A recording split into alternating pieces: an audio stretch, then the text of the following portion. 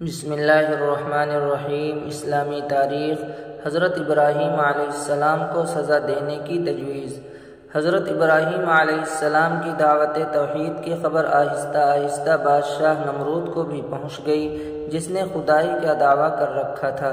بادشاہ نے حضرت ابراہیم علیہ السلام کو طلب کیا، مگر اس عظیم پیغمبر نے وہاں بھی اللہ تعالیٰ کی وحدانیت اور اس کی صفات کو خوب اچھی طرح واضح کیا، جس سے بادشاہ لاجواب ہو گیا اور دشمنی پر اتر آیا۔ اب والد قوم اور بادشاہ وقت نے مل کر انہیں سزا دینے کی تدبیر کی، اور بادشاہ کے مشورے پر قوم کے لوگوں نے ایک خاص جگہ میں کئی روز تک آگ دہکائی، جس کے شعلوں سے آس پاس کی چیزیں جلنے لگیں۔ جب لوگوں کو یقین ہو گیا کہ حضرت ابراہیم علیہ السلام اس آگ سے زندہ بچ کر ہرگز نہیں نکل سکیں گے، تو ان کو اس آگ میں ڈال دیا، مگر رب العالمین کی مدد اور اس کی زبردست طاقت کے سامنے ان کم عقلوں کی تدبیریں کہاں چل سکتی تھیں۔ اللہ تعالیٰ نے آگ کو حکم دیا، اے آگ تو ابراہیم پر سلامتی کے ساتھ ٹھنڈی ہو جا۔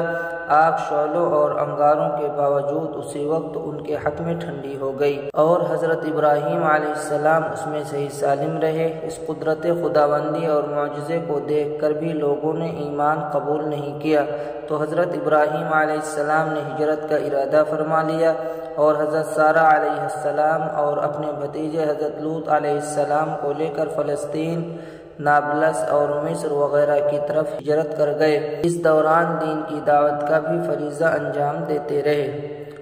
اللہ کی قدرت۔ موتی کی پیدائش۔ موتی بہت ہی قیمتی پتھر ہوتا ہے جو سیپ کے اندر بنتا ہے۔ جب سیپ کے اندر موتی بننے والا مادہ پہنچتا ہے تو اس پر چمکدار رنگوں والے کیلشیم کاربونیٹ کی تہ چڑھنا شروع ہو جاتی ہے۔ یہ مادہ موتی بنانے میں اہم کردار ادا کرتا ہے۔ اس کی مدد سے چند ماہ میں چمکدار، قیمتی اور خوبصورت موتی بن جاتا ہے۔ آخر سمندر کی گہری تہ میں بند سیپ کے اندر اتنا قیمتی موتی کون بناتا ہے؟ بلا شبہ گہرے سمندر میں سیپ کے اندر موتی کا پیدا کرنا اللہ تعالیٰ کی زبردست قدرت ہے۔ ایک فرض کے بارے میں ماں باپ کے ساتھ اچھا سلوک کرنا۔ قرآن میں اللہ تعالیٰ فرماتا ہے، ہم نے انسان کو اپنے ماں باپ کے ساتھ اچھا سلوک کرنے کا حکم دیا ہے۔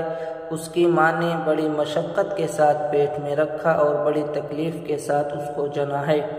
ایک سنت کے بارے میں ہدیہ قبول کرنا۔